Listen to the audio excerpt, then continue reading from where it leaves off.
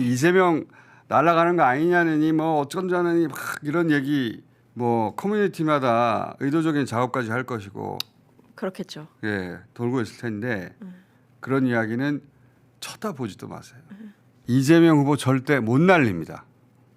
못 날린다. 맞아요. 따라해보세요. 못 날린다. 못 날린다. 광인 이후의 판결로 인해 다시 각성하게 됐습니다. 이제 큰 문제 없이 이재명 대표가 대통령이 될 것이라 생각했습니다. 아주 나이브한 생각이었습니다. 저희도 반성합니다. 내란은 아직 끝나지 않았습니다. 대선이 끝날 때까지 끝난 게 아닙니다. 방심하면 안 됩니다. 김어준 공장장은 절대 이재명 후보를 날릴 수 없다고 하며 그 이유를 상세하게 말해주었습니다. 대선 광인 이후 등장이라고 했었는데 네. 광인 이후라고 했던 이유가 조희대 대법원은 제가 진작부터 듣기로 헌재가 윤석열 날리면 자기들은 이재명 날린다. 그런 말을 한다고 전해 들었고 그래서 공선법 2심 100만 원 이상 나오면 지지율 압도적 1위 이재명 후보를 대선 기간에 날려버리려고 한다. 그런 이야기가 있었단 말이에요. 진작에. 국민이 아니라 사법부가 대통령을 결정하려는 거니까. 그건 불가능한 일인데 그렇게도 생각했죠. 그런데 이번에 파기환송하는 걸 보면 만약에 2심 유죄였잖아요. 그러면 진짜로 대선 직전에 어제 끝나는 거였어요. 이재명 후보를 날리려고 했던 거예요. 어제. 네. 대선 광인 2호 확정. 그날 하루에 어떻게 1, 2심 기록이 6만 페이지인데 그걸 어떻게 다 보고 결론을 내. 그래서 불가능한데 싶었는데 제가 방심했습니다. 반성합니다. 저도 반성합니다. 이런 큰 선거는 마지막까지 절대 방심하면 안 된다는 게 저의 평상시 지론이었는데 반성합니다. 이렇게 빨리 판결문이 나왔다는 건 제대로 심리를 하고 쓴 게 아니고 고법에서 고법판사 3명이 일치 단결해서 매우 꼼꼼하게 이 법조인들이 야 이건 못 뒤집는다 할 만한 무죄 판결문을 일일이 반박한 게 아니에요. 이 대법의 판결문은 허접해요. 이거는 미리 써놨어요. 1심 판결문 그대로예요 거의. 심리를 한 게 아니에요. 조희대 대법원장 영향권 내에 있는 대법관들하고는 미리 다 얘기가 돼 있었던가 봐요. 이들은 법치주의의 탈을 쓰고 민주주의를 파괴하고 있는 것이다. 자기들이 다음 대통령은 누가 되고 안 되고를 결정하려고 하는 거예요. 이런 걸 사법 구태타라고 합니다. 근데 이제 지금 현재 시점 더 중요한 것은 그래서 이재명을 사법부가 날릴 수 있느냐? 제가 준 법조인이란 말이에요. 네, 그렇죠. 제가 지난 20여 년간 고소고발 전문인입니다. 인정합니다.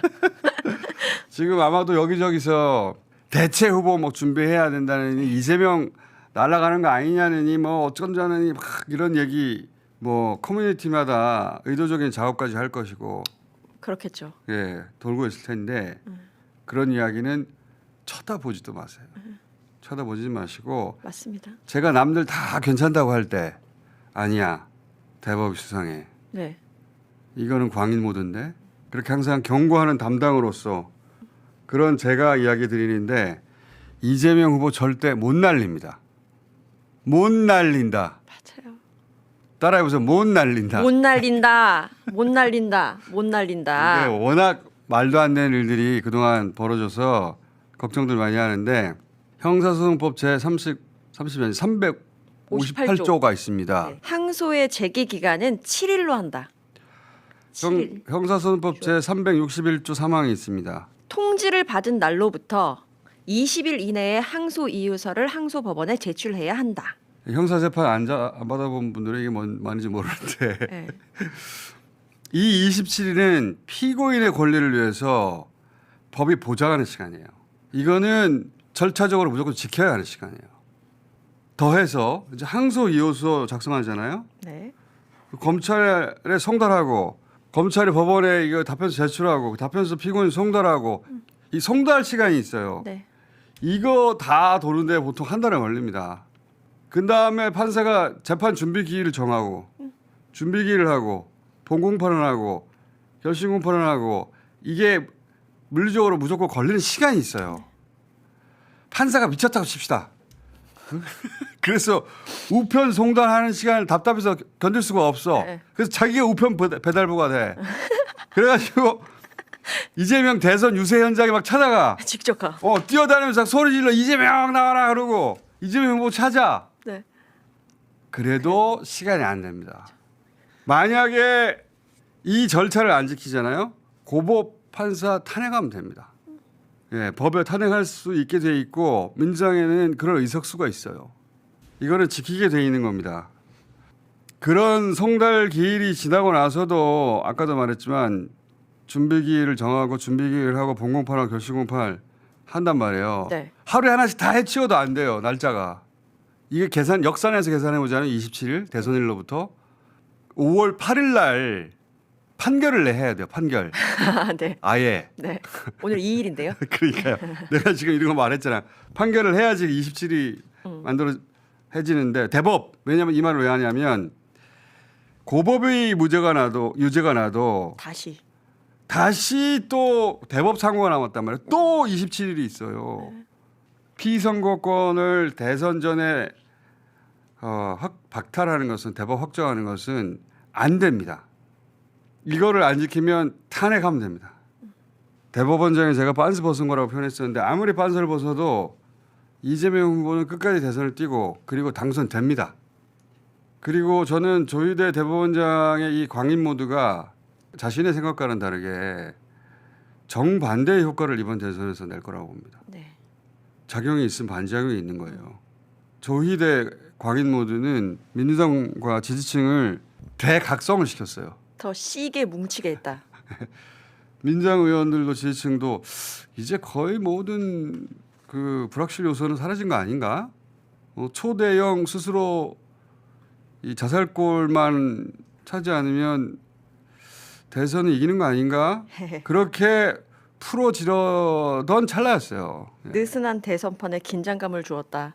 근데 이제 지금 이런 일이 벌어지니까 지지자들도 이거 이 법조 기득의 카르텔이 정말 견고하거나 내란은 끝나지 않았구나. 맞아요. 대선이 끝날 때까지 끝난 게 아니구나. 방심하면 안 되는구나. 열도 받고.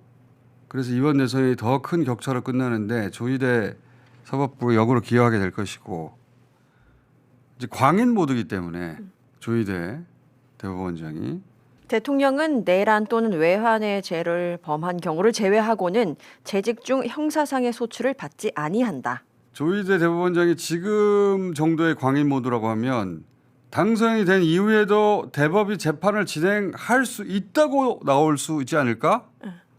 사법부가 이렇게까지 폭주할 걸 전제하지 않아서 법에 공백이 있는 거다. 그러니까 이 소추 받지 아니한다. 저 소추에 재판이 들어간다는 게 법조인들의 해석인데 저 소추에다가 가로치고 재판을 넣는 거예요. 그렇게 입법을 해서 국회가 의결해 두고 선고 즉시 공포하면 됩니다. 그런데도 대법원장이 계속 폭주한다. 대통령이 미쳐 돌아가서 탄핵한 거 아닙니까? 대통령도 탄핵하는데 대통령 임명한 대법원장을 왜 탄핵을 못해요? 대법원장을 탄핵하면 됩니다. 법에 할 수 있게 되어 있어요. 입법부가. 사법사상 최초로 9일 만에 파기환송하는 그런 선거 개입을 미친 짓을 했으면 비상대권 쓸 수 있죠. 진보는 항상 이런 일을 당하기만 해가지고 이런 종류의 상상력이 잘 없어요. 이런 정도로 광인 모드면 그런 정도로 대응하면 됩니다. 예. 이 보수 일색 대법관이잖아요. 그 사람들이 이렇게 했잖아요. 그러면 대법관 정원을 100명으로 만들어버리는 거예요. 그래서 이 10명의 보수 재판관을 90명의 그렇지 않은 재판관으로 압도해버리는 겁니다. 그거 가능해요. 100명이 너무 많나? 한 30명 해지 뭐 그럼. 역풍이 무서워. 역풍 같은 소리. 역풍 얘기 그만하고 이제. 네. 자, 이런 정도로 광인이면 이쪽도 그런 정도로 광인으로 맞설 수 있어요. 어쨌든 무엇보다 이재명 후보 날릴 수 없습니다.